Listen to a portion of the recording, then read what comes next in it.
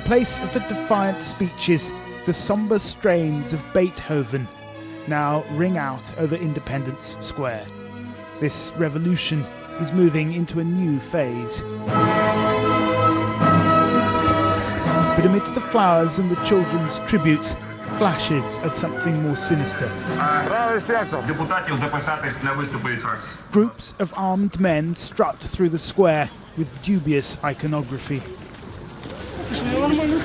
That yellow armband is a Volksangel, a German symbol used by several SS divisions during the Second World War. Far-right graffiti is appearing, daubed on the walls of the city. The people who brought down the government were overwhelmingly ordinary Ukrainians, students and doctors, workers and even families, people who simply refused to back down. But the most organised and perhaps the most effective were a small number of far-right groups. When it came to confrontations with the police, it was often the nationalists who were the loudest and the most violent. A group calling itself the Right Sector is perhaps the largest. Its members can be seen marching around Kiev in columns of about a dozen. Mostly they carry baseball bats. Sometimes they carry guns. We met these men posing for pictures outside the burnt-out remains of what was once their headquarters. I asked them about their political beliefs. Национал-социалистская тематика иногда в некоторых людях она есть проступает. Как бы, чтобы была единая нация. Но не у всех, это не заложено в основе этой организации, это у некоторых людей есть. А у вас? У меня лично есть. В смысле? Объясните. Мне как бы нравится эта идея единой нации. Я хочу, чтобы нация была единая, чтобы один народ, одна страна, одна нация.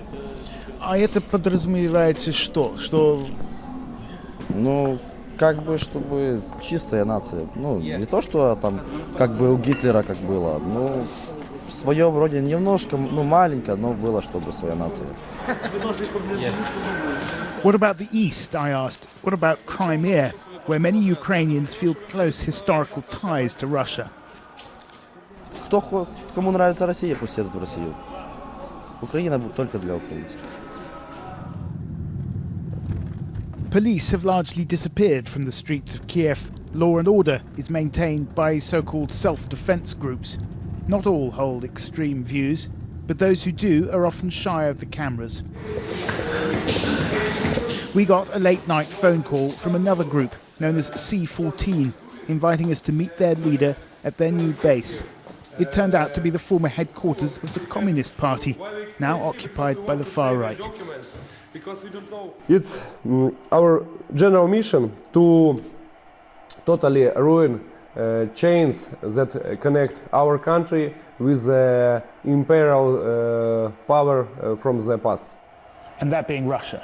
Yes, we can do Russia, not only Russia, Soviet Union. Are you a Nazi? No, I don't think I'm a Nazi, I'm a Ukrainian nationalist. What does that mean? The main confrontation is about that some ethnic groups have control many business structures, some economic, some political forces, and which ethnic groups?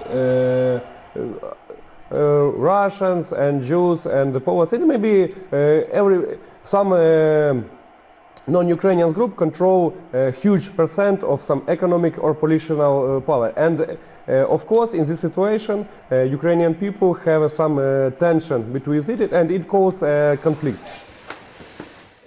Mr. Karas says his group consists of around 200 men. C14 is affiliated with a political party called Svoboda, or Freedom, which now controls 4 ministries in the new government, including the Ministry of Defence. 2 of its MPs were recently photographed brandishing well-known far-right numerology.